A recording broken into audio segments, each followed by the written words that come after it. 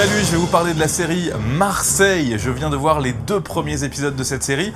J'en parle surtout parce que j'ai vu plein de gens sur les réseaux sociaux, dans la presse, dire Marseille c'est nul, c'est raté, Netflix ça fait de la merde. Non vraiment, j'ai vu beaucoup de petits messages comme ça. J'ai pas lu vraiment de critiques de presse spécialisée. Mais finalement, voilà, je me suis dit tiens, je vais en parler parce que moi, j'ai trouvé cette série vraiment cool pour l'instant en regardant les 2 premiers. Alors qu'est-ce qu'il y a dans Marseille que j'ai trouvé cool? Clairement, on va pas se mentir, il y a tous les ingrédients de ce genre de série que moi je peux aimer. Par quoi je peux commencer? C'est pas le truc le plus équivoque pour commencer, mais il y a des belles filles, il y a des tensions sexuelles, il y a de l'action sexuelle entre guillemets, donc ça déjà, ils l'ont mis dedans, ils ont bien fait, hein, ça va pas déplaire au grand monde, je pense, ça donne un petit effet, comme dans Game of Thrones quand ils font des scènes dans des bordels ou quoi, ça a donc son petit effet. C'est un scénario qui se passe autour de la politique, autour du maire de Marseille, et là aussi franchement il y a de quoi faire, corruption, drogue, trahison.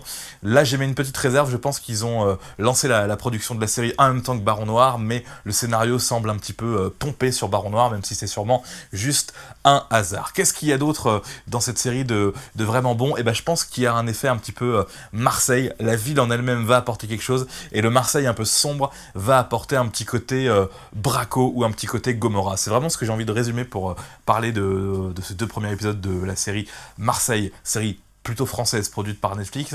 C'est que pour moi c'est un mélange de Baron Noir, Braco et Gomorrah.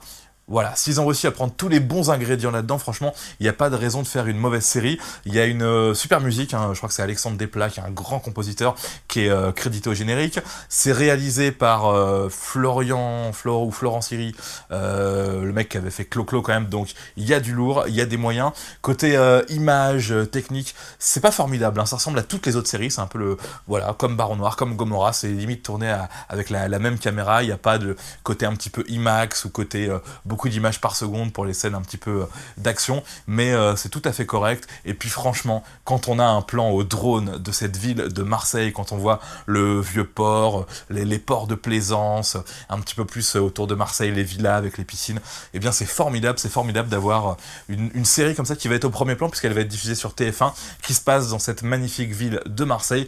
Donc je sais que plein de gens disent Marseille c'est de la merde, c'est raté. Moi j'adore. Un petit mot quand même, tiens oui, sur le casting.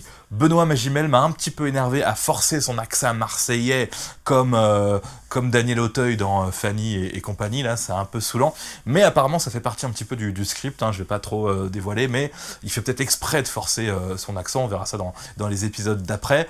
Donc Benoît Magimel, franchement, un peu de classe, à part cet accent forcé. Et Gérard Depardieu, on aime ou on n'aime pas Gérard Depardieu, mais là franchement, ils lui ont même foutu un petit coup de jeune au niveau de sa coiffure, au niveau de la couleur de ses cheveux, au niveau de son apparence en général, et ben je le trouve vraiment très bon. Voilà, c'est GG, c'est le patron, et dans une série comme ça, qui est à la base pas une série de premier plan, puisque c'est Netflix qui va devenir une série de premier plan, puisqu'elle va être diffusée sur TF1, et ben ça fait plaisir de voir Gérard Depardieu là-dedans, qui pour moi, je vais pas dire qu'il tient la série à lui tout seul, mais si on aime, ou même si on n'aime pas Depardieu, on va quand même pouvoir aimer cette série juste pour le charisme qu'amène Gérard Depardieu. Voilà, je crois que j'ai dit pas mal de choses, je m'arrête là pour la série Marseille, disponible sur TF1 bientôt et sur Netflix. Salut!